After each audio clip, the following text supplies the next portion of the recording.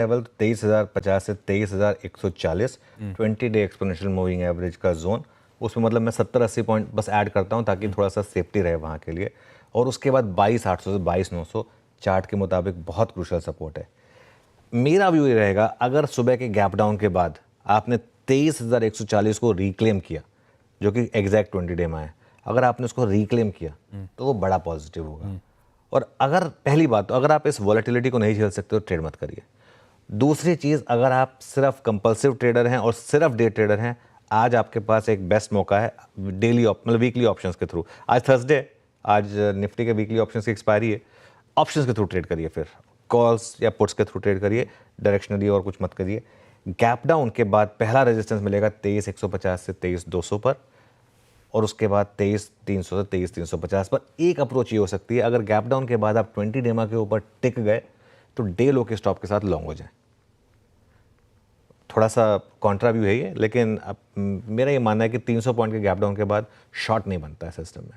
और ये जो भी है, मार्केट इस समय काफ़ी रिलेटिव स्ट्रेंथ दिखा रहा है। पिछले कुछ दिनों में मार्केट आगे देखने को तैयार है, ये मेरा व्यू है। मैं गलत हो सकता हूँ, इसके लिए स्टॉप लॉस आपका काम करेगा और इसके लिए आप ऑप्शंस के थ्रू करिए। जो भी करें, फॉर एग्जांपल अगर आपको लॉन्ग होना भी कॉल्स के थ्रू करिए। मैक्सिमम कितना लॉस होगा आपका, जितना प्रीमियम दे रहे हैं उतना इन बिल्ट स्टॉप लॉस होगा सिस्टम में, तो उसके हिसाब से काम करिए। रेजिस्टेंस मिलेगी 23,300 23,350 पर, वो निकाल लिया तो बड़ी तेजी होगी। मेरा ये मानना है कि अगर आपका व्यू थोड़ा सा लॉन्ग टर्म का है तो निफ्टी बैंक यहाँ से आउट परफॉर्म कर सकता है। और यहाँ से लेके मुझे लग रहा है 50,000 तक की कोई भी गिरावट, अगले 1,300 पॉइंट की, धीरे धीरे धीरे करके आपको खरीदने का मौका होगा। जब तक आप 49,800 के ऊपर क्लोजिंग बेसिस पे सस्टेन कर रहे हैं, जहाँ पर आपके सारे मूविंग एवरेजेस हैं, 200 डे मूविंग एवरेज सिंपल वो भी वहीं पर प्लेस्ड है, जब तक आप उसके ऊपर हैं, बैंक निफ्टी का ट्रेंड पॉजिटिव है।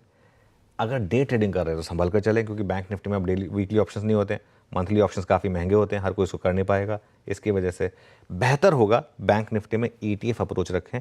मेरा ये मानना है ये साल financial services bank Nifty out perform करेगा, तो ETF अप्रोच रखें और थोड़ी लंबी सोच रखें, 3 से 6 महीने का नज़रिया रखें।